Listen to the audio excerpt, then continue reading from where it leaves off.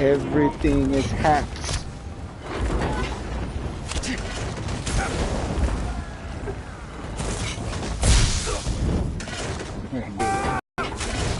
Like witches. And the devil dragged them to hell. Drag all Republicans to hell as far as I'm concerned.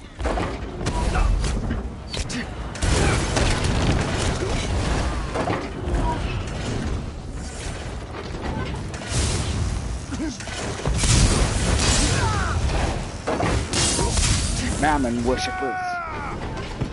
You'll get your money. Motherfucking triangle. Get your brother on the wall.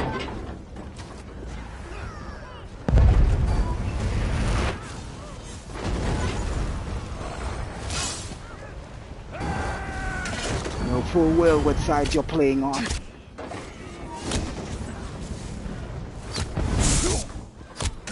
Racists and demons.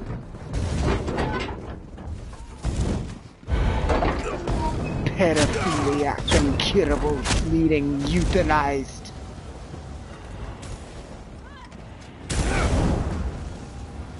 Interrupt us all you like.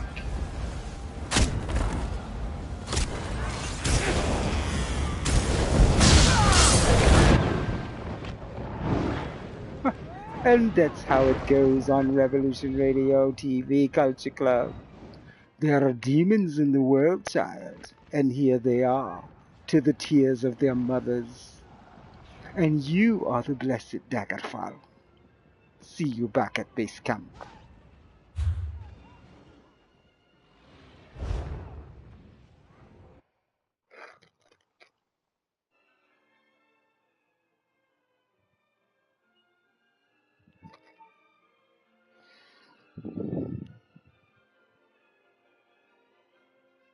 The symmetry of the dances is amazing.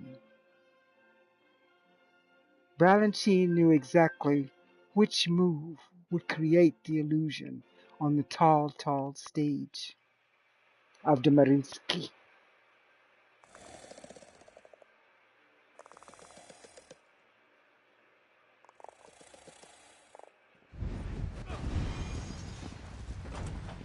A taller stage it is. One of the highest stages ever seen.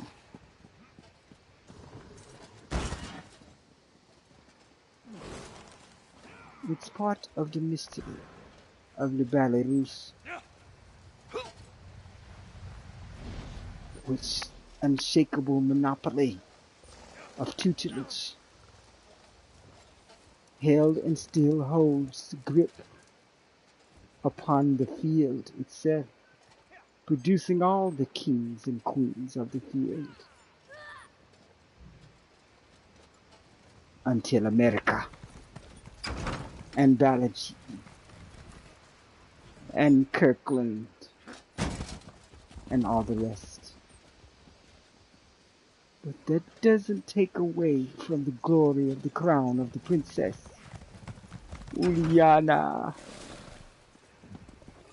Will you give me a king baby, Uliana?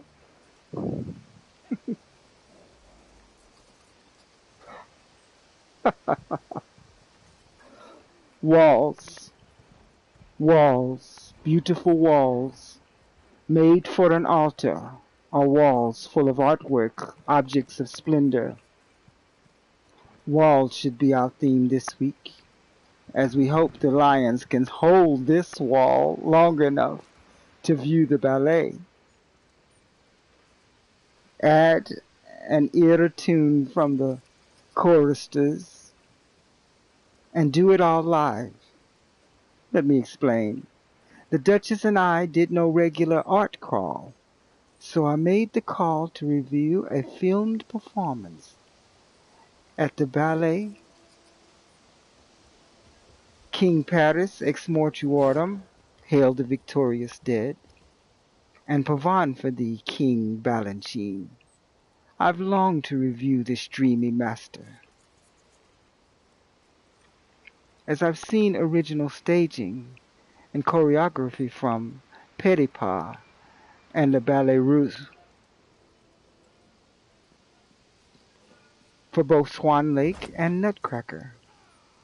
This will be a labor of love reviewing the master, the dances of the Mariinsky Ballet, the touch of the dance master, Makar Vasilyev, and the glorious Mariinsky Theater in St. Petersburg. They, Jewels by Balanchine, set to various compositions, the first being The Lilting Emerald set to Gabriel Fauré, moody masterpiece of string subtleties. Her artwork the very opposite. Imagine the Baroness is the all-seeing eye. Her glance pierces the city, Revolution City, all bricked and solid, yet pierced by air, water, and the arts. Ballet is air and water, flowing art into the audience. There ends the comparison. So let us begin and have a look at another colorist. Below is the first frame. We're talking about Baroness Lara Lenhoff.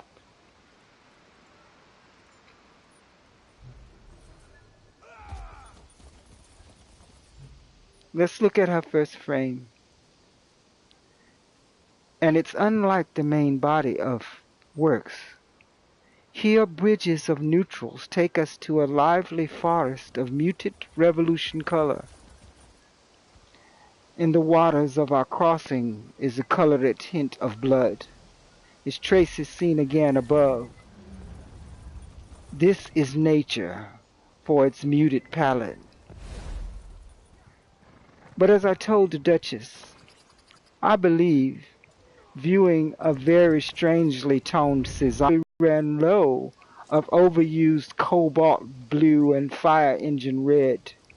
It happens every day to Lord and Lady Paris. I'm getting my first glance over my shoulder at Mariinsky's masterful staging of Balanchine. Igor Stravinsky composes the second jewel in this Balanchine crown, rubies. Ruby pigments are also costly. I am literally cobbling together this art show. It is literally a bridge to a palette of Cézanne's odd color mentioned.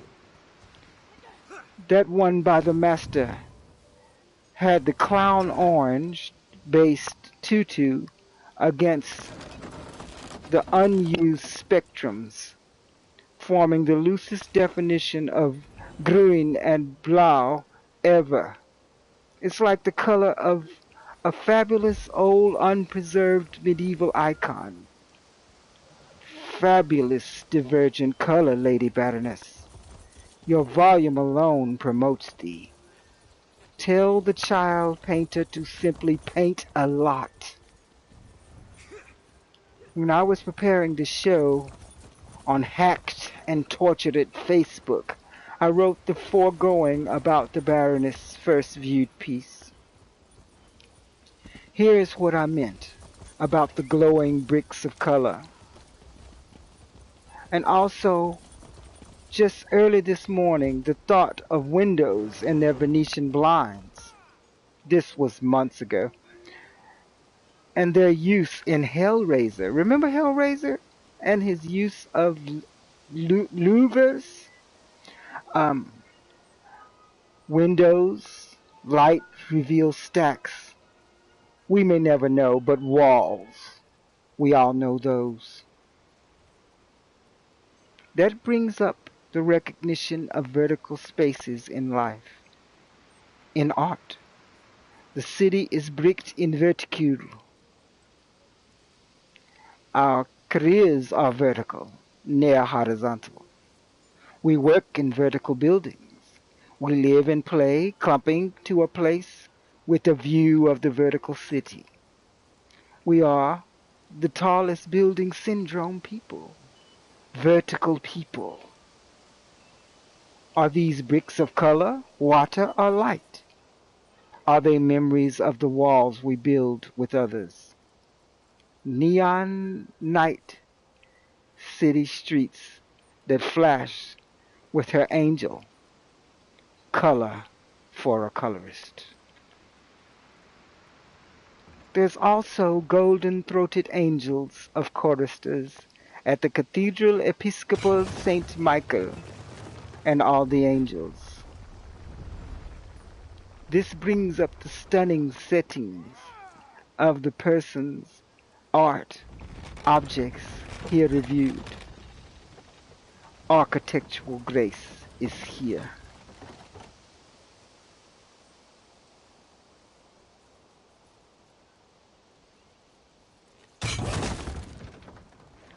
Of course, my device is hacked and I cannot see the artwork. Okay.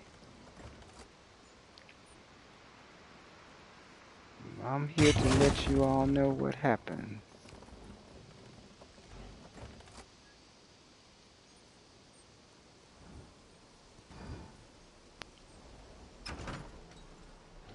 Yet it's very hacked.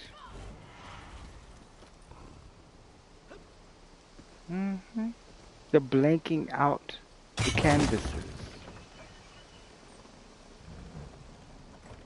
Demons like those you're fighting right now blanked out the canvases. Ancients. This is a tall space, ever as tall as the Marinsky. A huge white marble slab sits behind the altar, which is a carved stone. It's bas-relief. And the huge stained glass windows, easily 30 feet tall, mount to the sides of the altar. These are not typical religious scenes or stations of the cross. It is abstract art. It is worth a trip for you to see. I said, note the stained glass work. It echoes through this living museum of St. Michael, and he and the hosts are in that 50-foot marble bas-relief. The intentional visibility of the grain of the marble is striking. How close are they, Lord Lion? I'm retreating to another camp.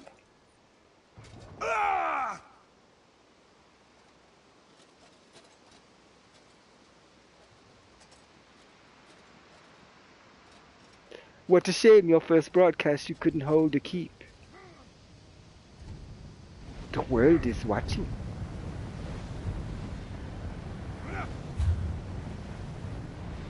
A lot of money poured out by a witch against the noble. Feel no shame. Let the witch feel fear of God. And let your mothers weep for your service to Satan, enemy of Daggerfall.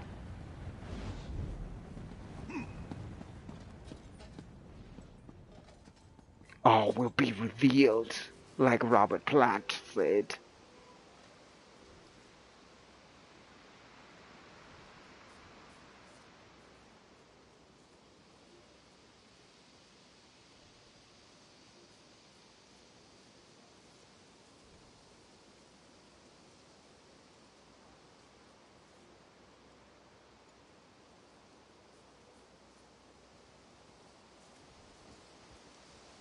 It is hacked all over the place, just like the money flowing into our enemy camp. Mercenaries in our enemy's camp. And hacking. That you can confirm, Lord Anonymous? I trust.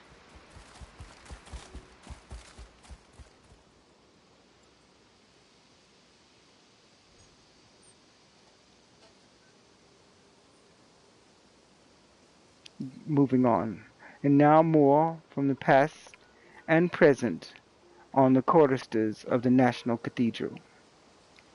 When the evening was over, we paid wait to the Duchess. Down the halls of the rectory came 50 noisy, giggling teenagers, eyeing the old black man, rather out of place in the venues to which they are accustomed. Seeing the young African-American chorister was a conundrum. Their parents must have struggled. I spoke to her young face like a glowing moon. "How does it feel? Was the tuition expensive?" I asked. She said very, and her parents struggled to get her in. The competition for grades is part of it. Their little lives are as full as a grown bella canta, plus prep school homework at a disciplined parochial school. Amazing little nobles, say I.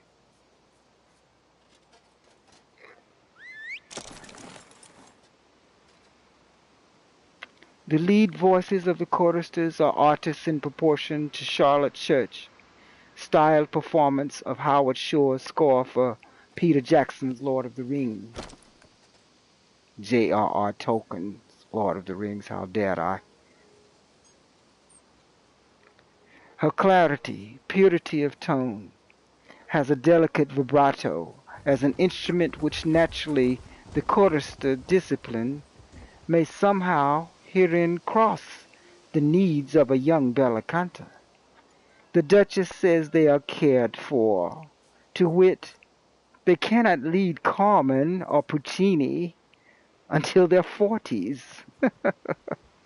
She sang like a lark in Quasimodo's belfry of Notre Dame. Here the difference between her and Church is just a matter of a delicate vibrato, as opposed to the forceful one of a developed adult bella canta.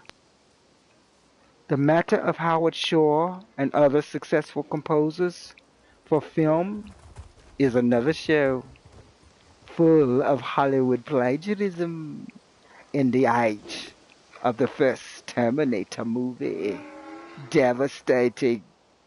Look for that in future shows. She led the choristers on most every piece, transporting the Duchess and ourselves to a fey kingdom of Tolkien and Britain, played along. Just now we are about to add him to the juke of Revolution Radio TV. I'm watching Rubies of Jewels. What to say about this piece? I mean, it is totally different from the rest of the ballet. It is practically a precursor, and how he knew it would come about, we don't know. But there's this cross between hip-hop and the ballet roots that is now happening. And these are some of the moves. Amazing.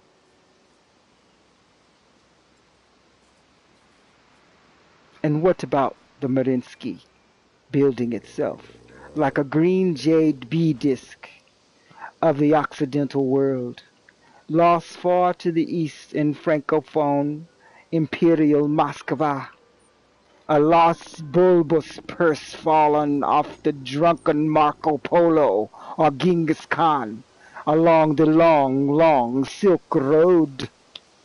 We'll return to our artificial and partially in-person art and music review.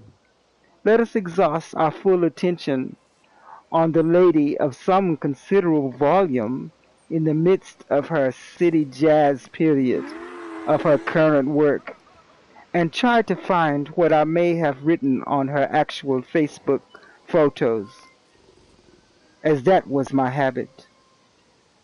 I wrote at the time the following concerning the grand stage and hall of the Mariinsky before we depart. From architecture, the height of the stage ceiling. These give no hint of the magic created by tiny dancers on stage in this tall, massive stage. You simply must view Balanchine's jewels. But we warn thee, it is hard to find elsewhere from Amazon videos. Here's a link to the performance we watched, and hardly follow along without. Back to the Baroness, Lara Lindhoff, and her Walls Are Bricks series. We have already seen her in another form. Makes me wonder how they were done. If only she would deign to come riding with us in the Nern. Do a live interview about her work for Revolution Radio TV. She has befriended us, and I will invite her. Citadel is a violent place. So is the Revolution. Not for everyone. So below we have a darker palette. As she mentioned, she was using in doing that final piece I will show you. The guitar appears a seeming jazz series. The artist also does live art. And there's jazz. Now would that not be fabulous? She's in the club, they're playing jazz, they're the soundtrack. She does the art, my console's at the club, my camera's hooked up. You watch her doing art in the little box. I don't know if Lord Sony can do that. And would be a more interesting show. How fares the war, Lord General? Are we about to lose another castle to these demons? Ugh. Oh, I can go back to my battle station now. Excuse me, I'm going to need to help fight.